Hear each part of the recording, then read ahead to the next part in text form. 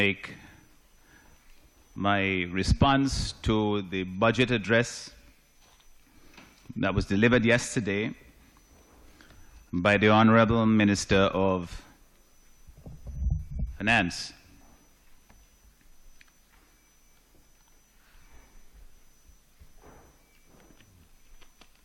Mr. Speaker, I listened, as we all did, very intently to the presentation because, as you know, I basically have a few hours with the document to prepare a response this morning. So it's very important to listen rather than to wait at the end to read. But, Mr. Speaker, the Minister of Finance, he presented this budget. I believe this is, what is second or third? Second budget. Second. With such confidence and glee.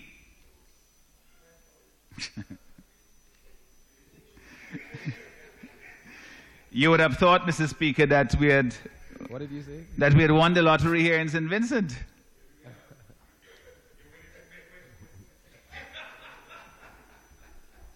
All these new terms and projects, you know, that I suppose are intended to dazzle not just the members of this honorable House, but the electorate as elections are around the corner. For example, Mr. Speaker, what they used to label under the NDP as Gucci tracks, they're now calling it PAVE.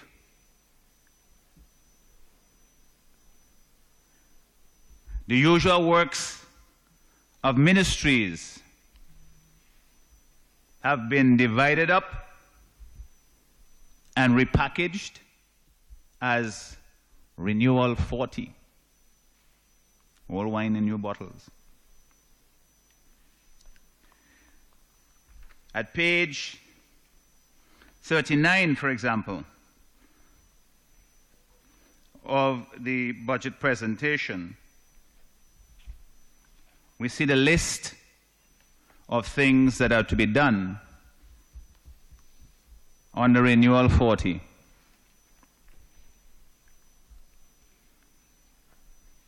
School and LRC refurbishment, Kingstown cleanup,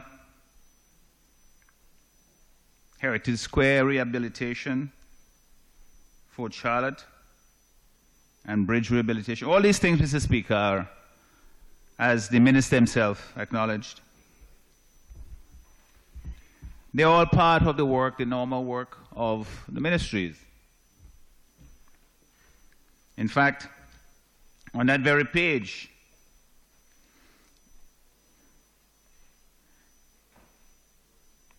he says that the Renewal 40 is a wide-ranging and multifaceted program of reflection and reinvention.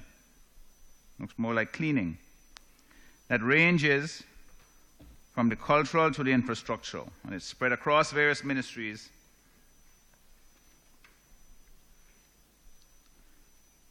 And then we have the list. So, Mr. Speaker, it's an attempt to give a new gloss to things that are pretty much normal, and many of them come in for a lot of criticism. On our side, of course, Renewal 40 is a referral to independence, and everybody, you know, want to be patriotic and celebrate independence, so to embrace anything that suggests that we're doing something to celebrate our independence. And that, I suppose, was part of the plan.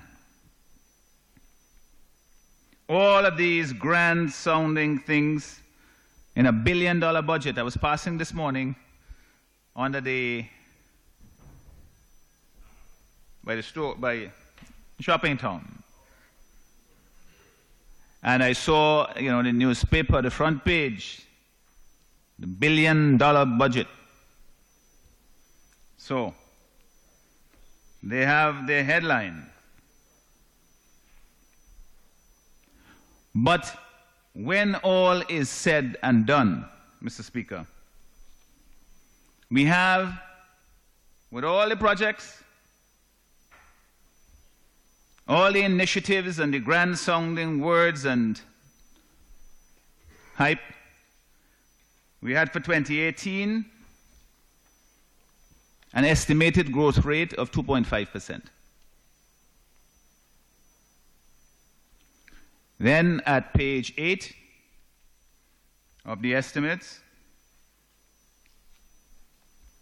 we see that the IMF has a projection of 2.3% growth for 2019, while the World Bank, venerable institution, says that the growth rate would be a more modest 1.6% for 2019. And ECLAC, which focuses primarily on Caribbean and Latin American countries, so would have a more specific knowledge, perhaps, than other institutions, has a preliminary prediction of growth of 1.5%. So,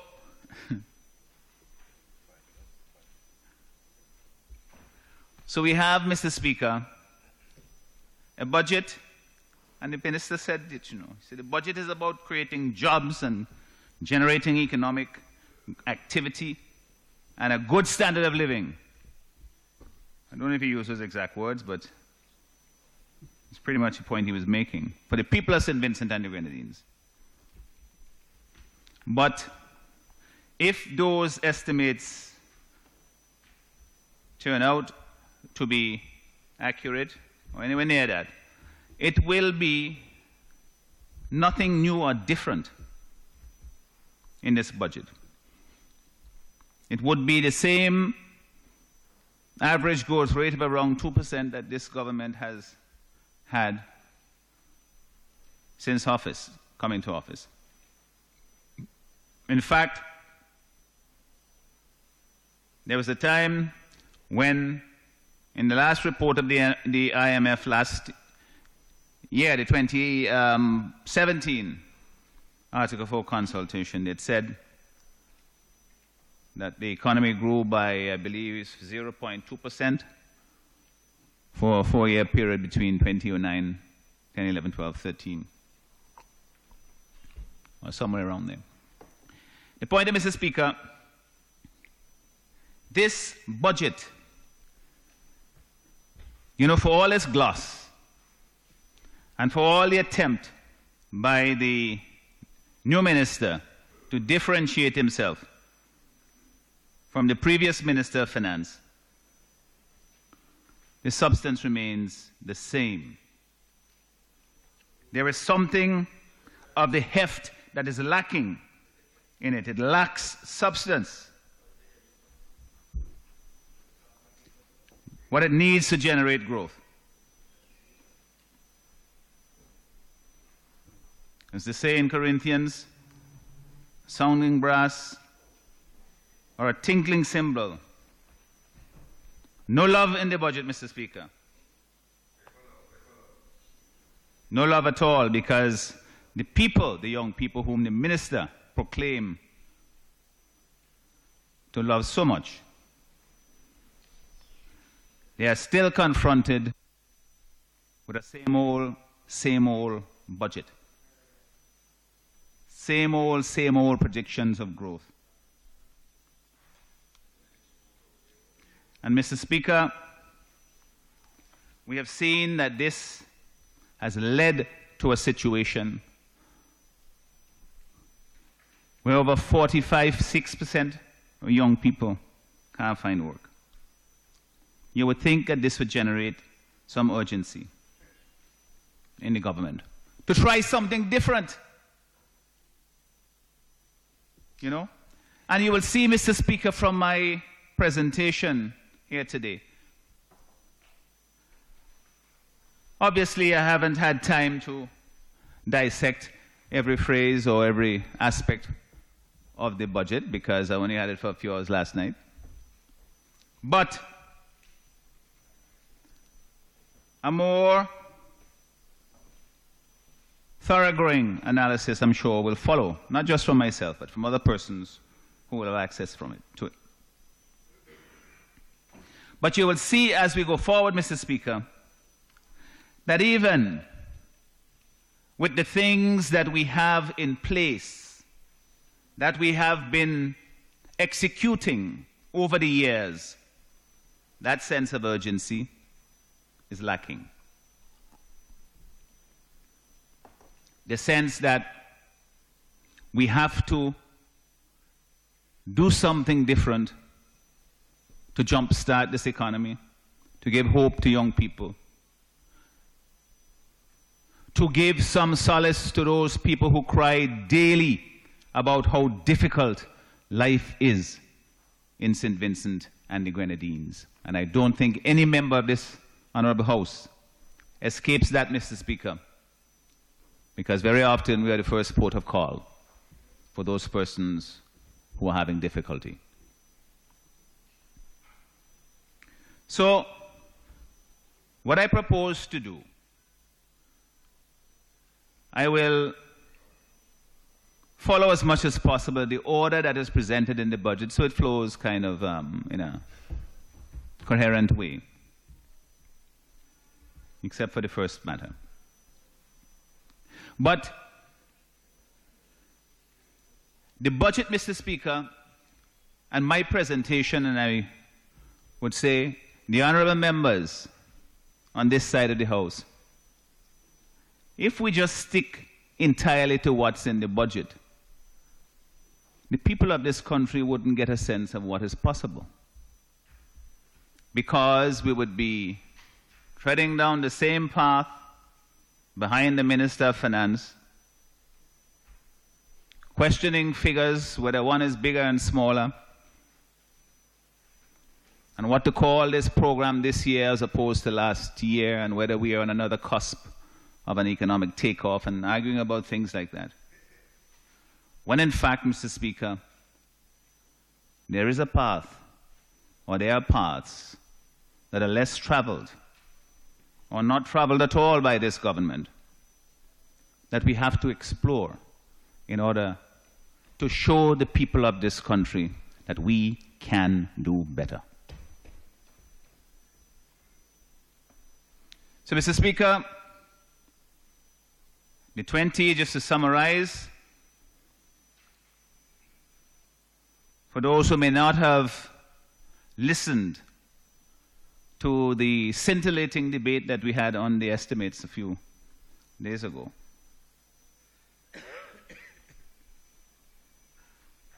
I'm told that everybody listens to it.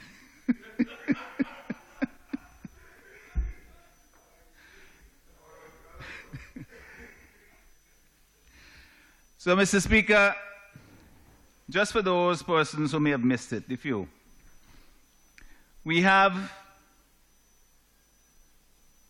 a budget overall of $1.067, rounding, $1 billion budget, 7.4% bigger than last year's. That doesn't mean you're going to get a 7.4% salary raise, you know. Just say that the minister has decided to put more things in this budget, to add them up and say we reach over $1 billion. The last time that happened, you know, was an election year in 2015. So you have all these plans that you roll out for people, and you're not sure Not even sure. In fact, they're sure they can't implement them. Because, as we have noted, again, whereas last year, the deficit, the overall deficit, which is filled in with the category of financing called other receipts or the capital receipts, whereas last year that was $160.1 million. Yes, million dollars. This year, it has ballooned up to $198.1 million. So in short, that is the area where the government doesn't really know where the money is coming from, and in fact, knows that the money isn't coming. The minister has said that there is some funding to be had from the World Bank for budget support, and that will be put in that category. But that would be a record-breaking year for earnings of other receipts, because most years it's $3 or $4 or even less million that are collected. And so what results from that, and it's important that I say it again here because it contextualizes a lot of what I say later on. What follows from that, Mr. Speaker, is that a lot of what is in the budget cannot be implemented, both on the capital side and on the recurrent side. So, what is done? Adjustments are made. On the recurrent side, you have things that don't get done, like you don't have tetanus shots in the hospital. You don't have bandages in the hospital. You don't have detergent in the hospital. I'm not picking on the Ministry of Health, just dealing with one particular ministry. And every time you go in there, Mr. Speaker, you have to pack your bag like you're going camping. So, these are some of the things that get cut back. And then when you look outside and you see potholes in the road in Heritage Square, those are some of the things that get cut back. And when you see the Minister of Tourism and the tourism CEO complain about, well, the Minister of Tourism doesn't really complain about that. To be honest, he doesn't seem to care whether he gets $8 million, $10 million, or $2 million. All he cares about is you have an airport in Argyle, and oh, what a wonderful thing it is that people are going to fly in there. Well, that's what airports are for. That is what airports are for. That's right. So we have 4 flights a week. St. Kitts have 10 in a day. But it's a movement in the right direction. Mr. Speaker, I have always said, and I will say it here because I'm not dealing with it specifically in my presentation, but I've always said that we have to make the Argyle International Airport work. I am first and foremost, Mr. Speaker, a patriot of this country. Country above party.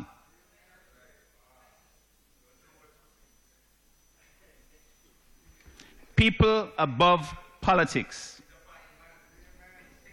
Some of you guys on the other side should probably adopt a similar approach because we will get a lot further ahead. So the point, Mr. Speaker, what I've said is yes, we are going to make sure that these things work.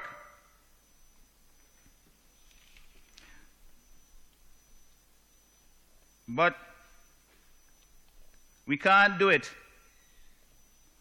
if we are not honest with the people and serious with the way in which we manage the affairs of the country. So, what happens on the capital side? You have 200 and how much? $22 million to be spent, subject to correction, but it's a lot of money. And we know that even if the money was available, it probably couldn't be spent because, as the minister said in his address, there are bottlenecks of implementation that create serious problems for us in this country.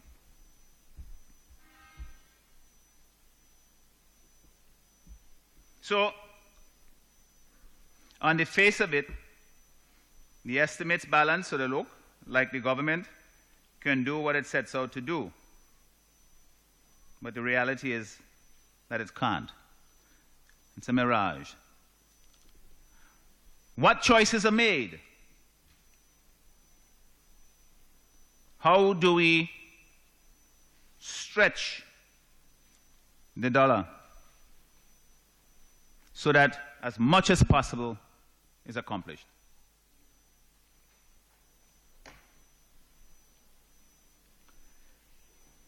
The sad thing is, Mr. Speaker, even with the shortfall, there doesn't seem to be any serious attempt to stretch and to do things in an efficient way to make sure we get the best bang for our buck.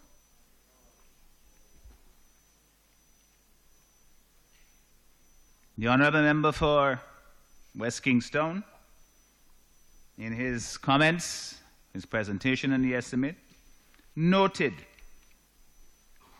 some of those concerns.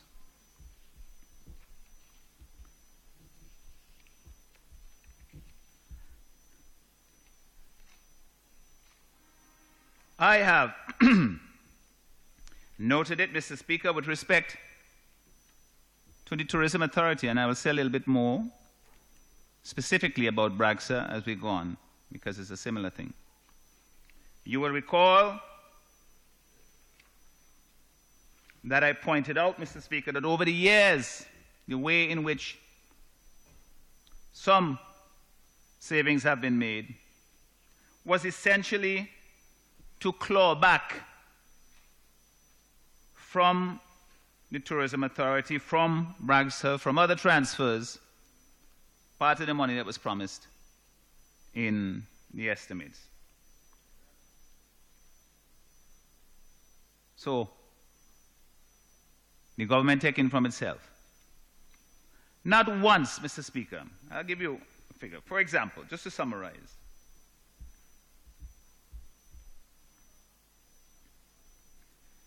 Between 2013 and 2017,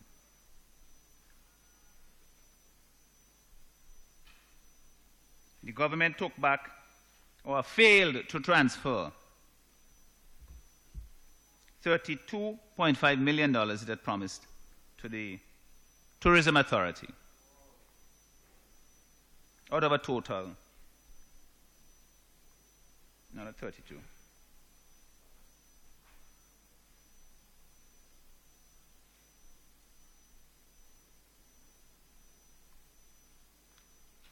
$19.5 million, sorry, it had taken back from the Tourism Authority out of a budget promise of $52 million. It's 37.5% of it. So that is a big lie that essentially they told. And not once did I hear the Minister of Tourism come in here and rant about it. I mean, I would stand up and support him. I would cheer. And even this year, there's been no real transfer increase to the Tourism Authority. They said $17 million allocated, but who knows how much they will actually recover. And this is why, Mr. Speaker, I don't know if he got into trouble for it, but the CEO of the Tourism Authority said in a news release that was broadcast on April 3rd, 2017, by Eyewitness News. He was complaining, and good for him. I don't know if his minister backed him up, but he was complaining about the shortage of fun. Did you like how the fellas cut the bush up in Mount Pleasant there? So you could see down in the harbor properly. So I'm on the road last weekend, you know.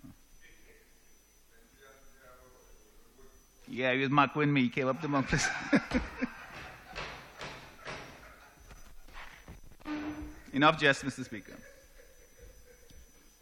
Okay.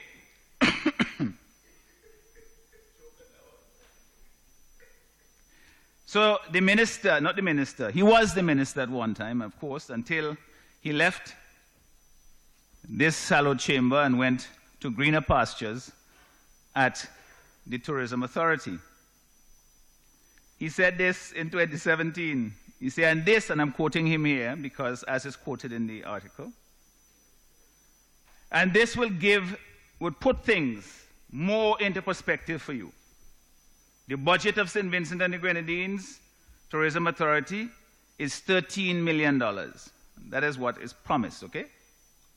The budget of Barbados Tourism Authority is Barbados $99 million, which comes to US $50 million. I don't know why you put it into EC dollars.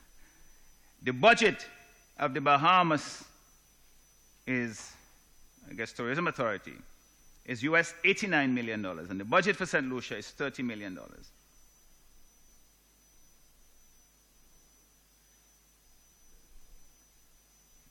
So, and the minister, basically the CEO of the authority was making the point that he is not getting anywhere near that allocation. What he failed to also tell his audience is that, and I think this was at a town hall meeting in Montreal, Canada, so he probably felt a little freer to talk there. Not remembering, of course, that everything is worldwide instantly. So he didn't tell them that, in fact, even when that $13 million was promised to him, which was in 2013, you know how much he got that year? $3.8 million. I mean, that is ridiculous. I don't even think that could pay for the operational expenses of the Tourism Authority when you consider the hefty salary of the CEO. $3.8 million.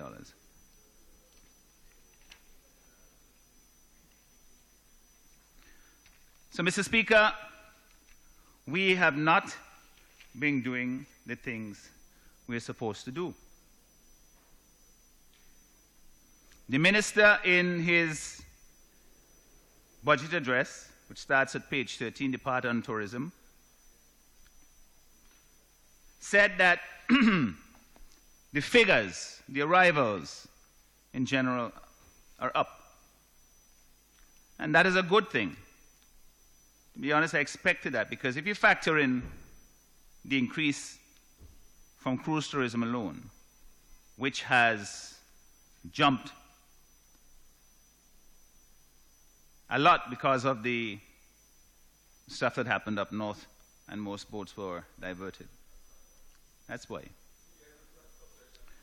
2 years in succession, yeah. You think they've rebuilt yet? You think they're rebuilt yet? The only country up that's really rebuilt is Simbad. Yeah, but the tourists, they're not going to go to places still. I mean, the wharf might be fine. But if they, anyway, never mind. We'll see. The point is, Mr. Speaker, if we have benefited from that, the movement that has taken place because of those areas that were damaged during the hurricanes. But the challenge is for us to capitalize and to keep that. And not only that, for when the increased number of visitors arrive here, that we can maximize the benefit to be derived from it. Because one of the things that worries me, Mr. Speaker, is that St. Vincent and the Grenadines is one of the countries that has the lowest per capita spending by cruise visitors. as compared to, say, St. Kitts, St. Martin, and so on. We are low, Grenada is low, some places. In the Florida Caribbean Cruise Association study from 2011-2012, I believe, if memory serves me, the average spending of a cruise passenger in St. Vincent was $27 US. Some other countries were as high as 90 or 100 US dollars. So you can see that even with, if we say that we have a certain number and we compare ourselves with, say, St. Kitts, which has a much larger number, and say, well, we have 1/3 of what St. Kitts, so our earnings or benefit is roughly 1/3 of what St. Kitts has. That is absolutely untrue, because St. Kitts has a per capita spending of well in advance, well ahead of ours. And while the numbers, Mr. Speaker, have all gone up, because there's a new study out for 2017-2018 by the Florida Caribbean Cruise Association, which again ranks St. Vincent in the last quarter, I would believe, 29 out of 36 destinations. But the ranking doesn't matter. What matters is how much money we're actually earning. And so the 2017-2018, the passengers on shore spent an average of $52.6. And the crew, because they come ashore too, we see them sitting around the internet hotspots, buying a drink here and there. They spend, each crew member, on average, spent $43.50 US. Mr. Speaker, just as a matter of comparison, because it tells us, you see, I'm telling you, as I said earlier, we need to know what is possible, not just where we are. We say, well, we come from 27 to 52, so we're doing well. But what if the other countries have moved from 100 to 200? So here, for the Bahamas, the average spending per passenger was $108 US. That was top of the list. Antigua and Barbuda, more similar to ours, was $73. Barbados, $83. Let's look at St. Kitts Nevis. I don't know what they're doing there, but we need to go and find out. $136. The average expenditure per passenger. St. Vincent and the Grenadines, as I said, $52.6. And for crew spending, it's a similar pattern. In Bahamas, it's $54. In St. Kitts, it's $53. You know, crew has less money, presumably. And Antigua, Barbuda, $39. What's strange is St. Vincent is actually 43. It's above Antigua, Barbuda. So the point I'm making here, Mr. Speaker, is we have a situation where, I believe last year, where we had an overall increase in the number of arrivals, yet, I don't have the precise figure here, our earnings overall was less than the previous year. You know, because the spending power, for whatever reason, of the cruise, particularly the cruise passengers, they don't seem to leave it with us here. My approach really, you know, is to decide on a package for us here in St. Vincent, where you basically, your goal has to be, Mr. Speaker, the ministry, is to get the visitors to spend as much as possible. You use all your cash, and then you max out the credit card. Well, obviously not. I was just telling, listen, the figures are speaking here, not just me. So the point is, Mr. Speaker, there are things that we are simply not doing. And the taxi drivers that tell me about it, that they need more places to take the people to. We had this wonderful example or opportunity with the Pirates of the Caribbean as an attraction. And we've let it basically go downhill. But it can be revived. We have spoken, Mr. Speaker, about Montreal Gardens so many times. I'm not saying this to promote any particular business, but the truth is, it is an attractive destination for a tourist. And what's more, it's a good fare for the taxi driver. And that is how you keep some of the money here. We have spoken about developing sites such as zip lines down in North Leeward. Spectacular country. Most beautiful constituency on the mainland.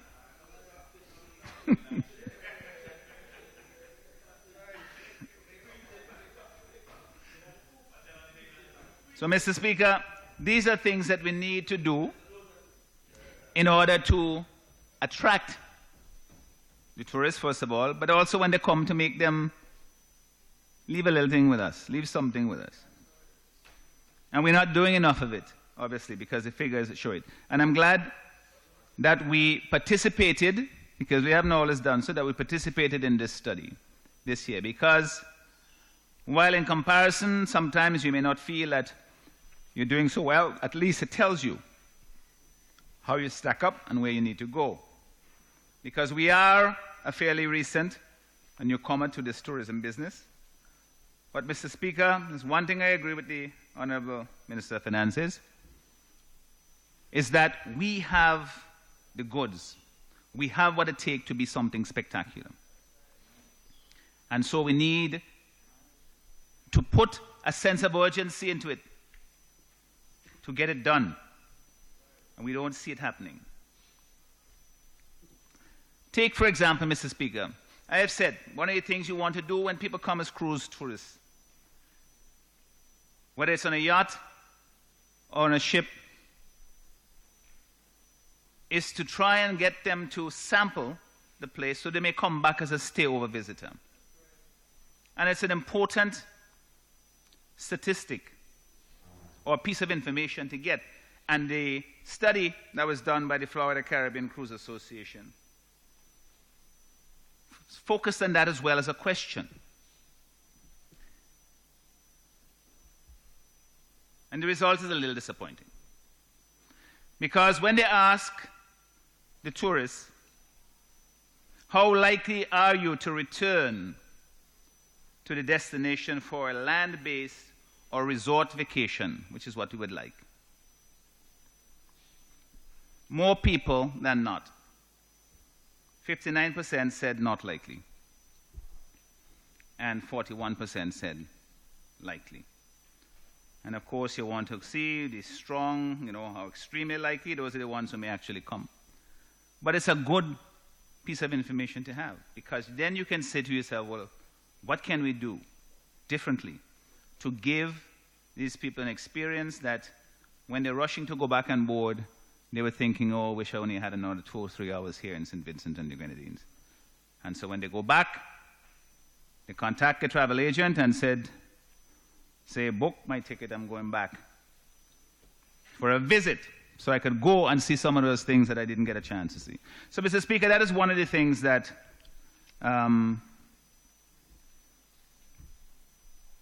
we didn't do well. There are some things that I was pleased about in this study. Hey? You know what I was pleased about? Mr. Speaker, things like how good was your guide, whether you were satisfied with the tour, we ranked fairly highly there.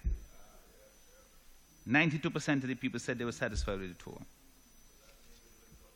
Yes. And the taxi drivers get good marks, and I think that is good.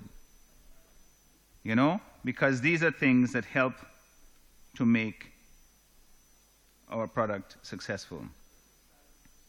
We could do a little better on the friendliness of the destination, because when you ask about residents, as opposed to taxi drivers who are trained and interact with the tourists regularly, the residents, we score somewhere around the middle of the pack.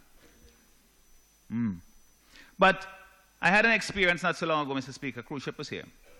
And I was up going towards the ferry, and I stopped and was chatting with some people in the parking lot there. And there were two women and a man and a young child. And I wasn't sure whether they had come on the boat or they had going to the ferry and so on. So I asked them how they were doing, and they said, oh, well, not so good. So I said, well, why not? And they said, well, we just came on the cruise ship. So I said, you had a good time? And they said, well, people not friendly. And I said, no, man, you just had a bad experience. But generally, people in St. Vincent are very, very friendly. And so my friend and I who were there, we set about to try to change that perception and to talk to them about St. Vincent and say maybe they just had a bad experience. They were Caribbean people, actually. I think they were from Dominica. So that's even tougher when your own would say that. So, Mr. Speaker, these are some of the things. What I want to see for us to develop the tourism, and what is not happening, and what the minister is not pushing for, because he seems rather content with what is happening, is for us to vigorously, throughout the mainland,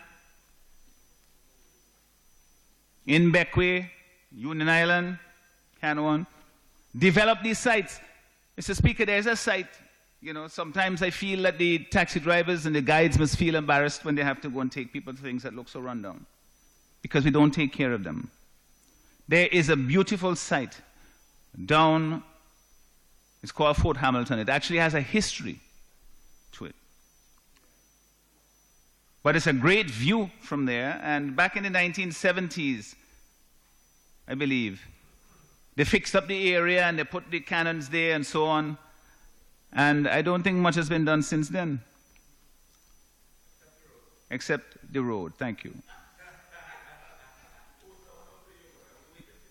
Well, I used to complain a lot about the road because it was mashing up the taxi drivers' vehicles, and they always complimented me for raising it. It only took 7 years, but it was fixed. But I'm still very disappointed, Mr. Speaker, because the original road that was there, you know, was these strips, you know, that they used to do a long time. And now, of course, you just pave the entire thing, keeps the water out, and it's easy for driving. But lo and behold, I went back and put the same strips back. Not a good idea. I don't know, man. You could get a few more bags of cement and fill in the in-between and make the thing. Yeah, so that was, that is something that we have to do, Mr. Speaker. Otherwise, our tourism will continue to lag. And even when we have an increase, we will not benefit as we should. Mr. Speaker, there are 2 projects that are mentioned in the estimates and in the minister's budget presentation. At page 15, he made reference to the government hotel at Mount Wynn. I spoke briefly about it when I was discussing the estimates.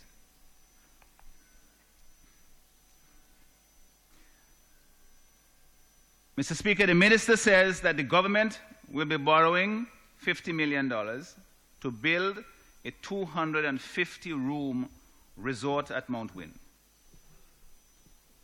And I quote now, which will be managed by an internationally recognized brand. Those are his words. He says this will be the largest hotel in the country. It will be unique and standard setting.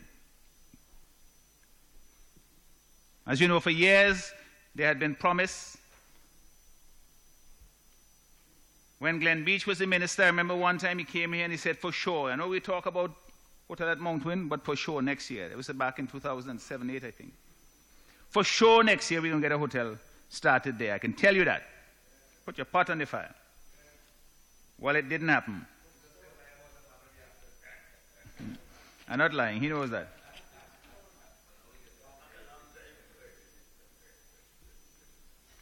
But of course, now we have a $1 billion budget and we have elections around the corner. They want to show that something is happening, especially down in central Leeward,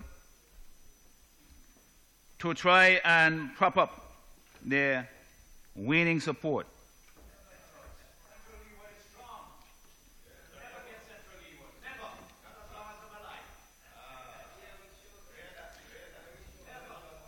Mr. Speaker, I think it was a couple of budgets ago that the Honorable Prime Minister lamented the fact that the government was not able to interest the private sector to participate in a public-private partnership to build a hotel on mainland. So that is why the government, I suppose, has decided to go it alone.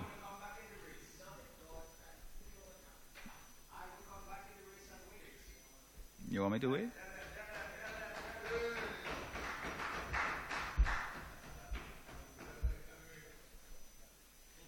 Thank you, Mr. Speaker.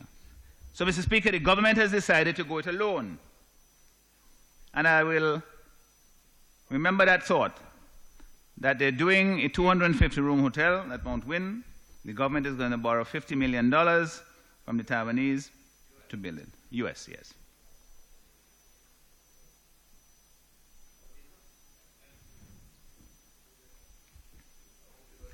Having listened to the finance minister's budget statement, where our economy was said to be so well managed that we compared favorably with Trinidad and Tobago, only 2 countries who avoided IMF prescriptions. And St. Vincent has been seen by as a regional leader in attracting foreign direct investment. That's what's said in the budget at page 42, 43. You said it. And well, you said it ain't true.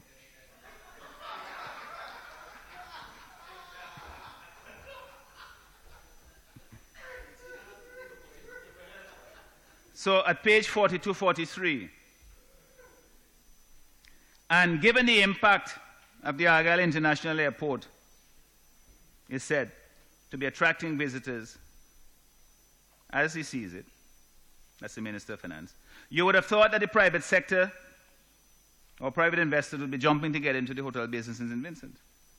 But that is not the case, Mr. Speaker. The government can't get investors to build it, so it's doing it by itself. And we are adding another $130 million EC to the public debt, which, as we know, is already $1.61 billion. That's the first time we reach $1 billion. We reached there before we reach the budget. God help us. But, Mr. Speaker, if you go back a bit, the hotel, you know, at Mount Win, that it's not, the idea in itself is not new.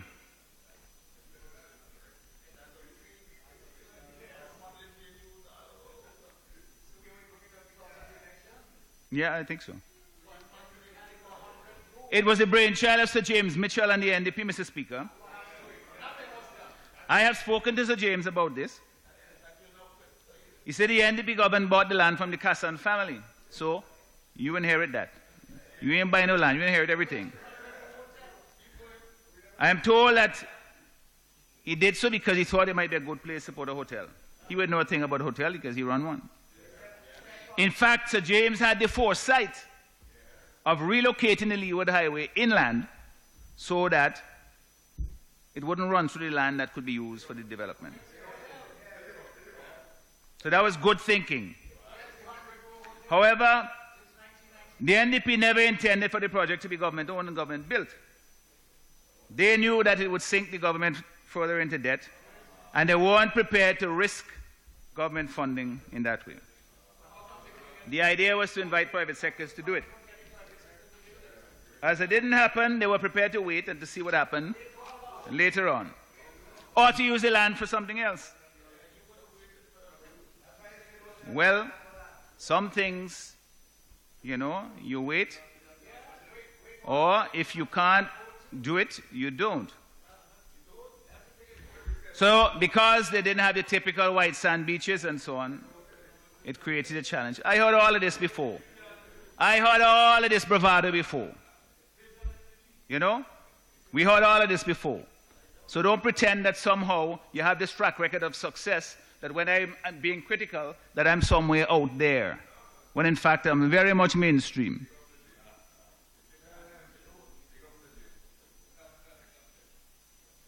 So the government decided to borrow and build.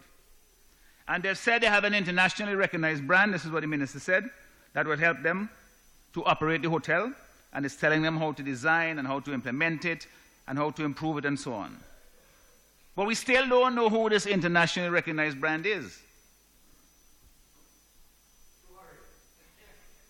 Mr. Speaker,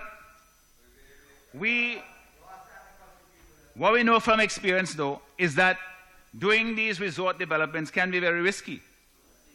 You look at what happened with Buckingham Bay, they had lots of money. The judge says, like a Ponzi scheme, money was flowing. They started out, say they're going to build a 21-room villa, and the money keep coming, so they added more, and it keep coming, and they added more until they had over 1,900 rooms. And it still went belly up.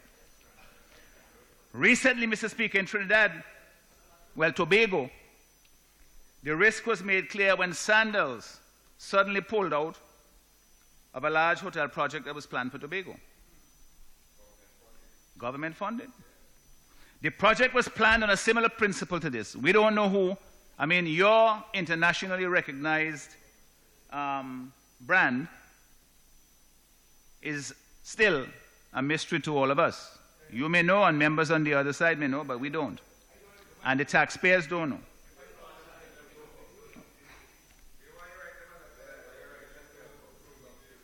I don't do that. You might do that. I don't do that. The project was planned on a similar principle, and they had a memorandum of understanding with the government. And the government was planning, Mr. Speaker, to build the hotel at a cost of $300 million US. They were in negotiations, and Standards was telling them, because Standards has a brand, they have the reputation, what to put in it and so on and so forth. Then all of a sudden, Standards pulled out. They cited that there was some negative publicity that was tarnishing their corporate image, and they pulled out.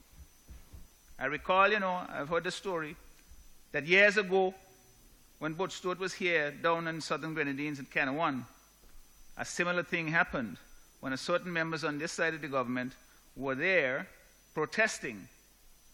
And the word was that he said he didn't come here for that. Well, they will know your side. Sandals suddenly pulled out, Mr. Speaker. So it is important that we in the Parliament, we know who this business partner is, so that we too can come to an understanding as to whether this project is on solid ground or not.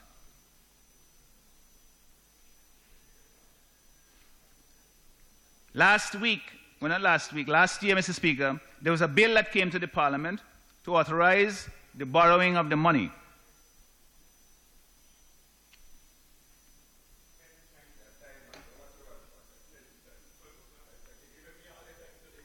Yeah, Mr. Speaker,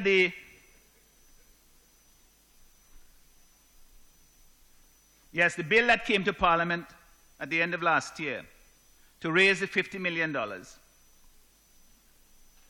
We in the opposition, we raised a lot of concerns about the model, about government really getting involved in building a hotel. When I talk to people about it outside of this chamber, they say government shouldn't be involved in that. I'm talking about responsible people. But we listened to the minister. We voiced our reservations about the project. And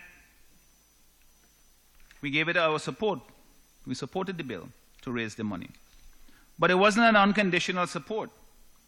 Because, Mr. Speaker, we supported it because we wanted to see hotel development on the mainland, if possible. We supported the hotel project in principle, though we preferred it to see that there was a wholly private sector investment.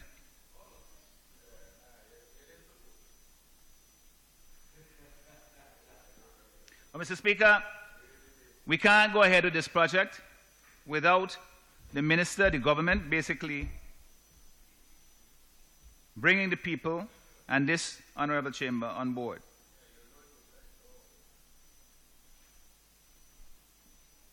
We can't basically have a situation where they say, trust us, we know what we're doing. I don't have that much faith in them, Mr. Speaker. And especially, the Prime Minister has said repeatedly, he said one time that he didn't trust Anna Musis when he was leader of the opposition. He said he don't trust me as the leader of the opposition. And now he wants us to trust him unconditionally.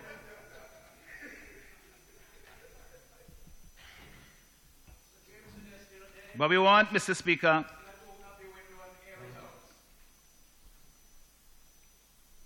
the people of this country expect us to ask searching questions about this project. I learned that, Mr. Speaker, after leaving this chamber, when the bill was debated, and people who know, they asked me if we supported the bill and to justify that vote to them. So people expect us to hold the government accountable, and we won't let them down. We have learned from bad experience. A lot of people, when Buckingham Bay was building, I remember, even in this chamber, a lot of people, they shut up because whenever they had a criticism, they would say, oh, it was just partisan. You ain't like the project. When the problems start to emerge, more people, they bite the tongue because they're afraid to talk out. A few brave people did. And oh, how the government sang the praises of David Ames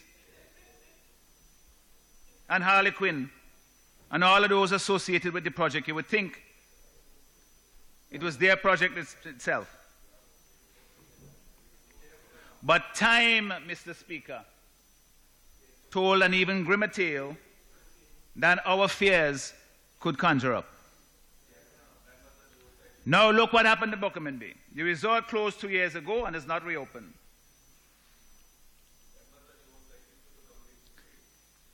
St. Vincent and the Grenadines citizen, Mr. Ames, has returned to his humble roots, and there may be even more dire consequences in store for him.